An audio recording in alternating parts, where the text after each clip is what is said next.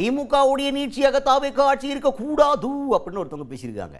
பாஜகவின் மூத்த தலைவர் தமிழிசை சவுந்தரராஜன் அவர்கள் அவங்க தான் இப்போ பிஎம் ஸ்ரீ திட்டத்தை நாங்கள் உள்ள விட மாட்டோம், இருமொழி கொள்கை தான் அப்படின்னு தாவேக தரப்பில் ரொம்ப ஸ்ட்ராங்காக கருத்தை பதிவு பண்ணோன்னே அதை பற்றி கேட்டால் தமிழிசை சவுந்தரராஜன் அவர்கள் என்ன சொல்கிறாங்கன்னா, என்னங்க திமுக ஆட்சியில் தான் இப்படி நடந்துச்சுன்னா தாவேகா காரங்களும் இதே பண்ணால் எப்படி?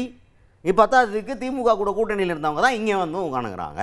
அந்த மாதிரி நம்ம பார்க்குறப்ப என்ன தோணுது, திமுகவுடைய நீட்சியாக தான் தாவேகா ஆட்சி நடந்துக்கிட்டு இருக்கின்ற மாதிரி தோணுதா இல்லையா? அப்படி இருக்கக்கூடாது, தனித்துவம் வேண்டும் அப்படின்ற மாதிரி பேசியிருக்கிறாங்க தமிழிசை சவுந்தரராஜன் அவர்கள். புதிய அமைச்சர்கள் ஒவ்வொருவரும் தனது கருத்தை பொத்தாம் பொதுவாக ஆழ சிந்திக்காமல் என்னென்ன திட்டங்கள் அதன் மூலம் எப்படி மக்களுக்கு பலன் தரும் அதையெல்லாம் சிந்திக்காம கொள்கை முடிவு அரசியல் மாதிரி பேசிக்கொண்டு போவது நல்லதல்ல.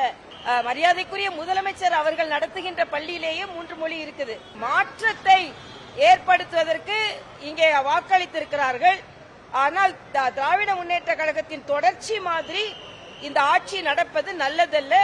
அதனால் ஒரு இண்டிவிஜுவாலிட்டி இருக்கணும், தனித்தன்மை இருக்கணும்.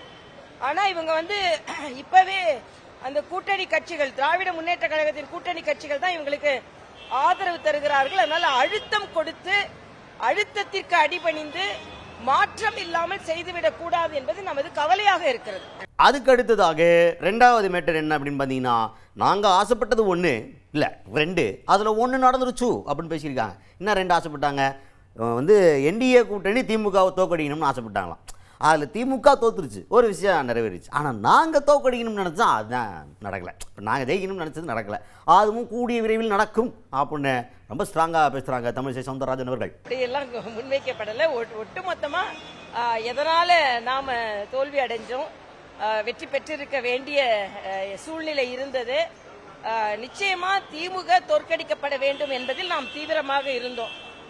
அதை நாம தோற்கடிக்கணும், தேசிய ஜனநாயக கூட்டணி தோற்கடிக்கணும்னு நினைச்சோம். அதுல தாவேகா தோற்கடித்து விட்டது. ஏதோ ஒன்று நிறைவேறினது. ஏன்னா திமுக தோற்கடிக்கப்பட வேண்டும் என்ற ஒன்று நிறைவேறி இருக்கிறது. நாங்கள் வெற்றி பெற வேண்டும் என்பது முன்பு நிறைவேறும்.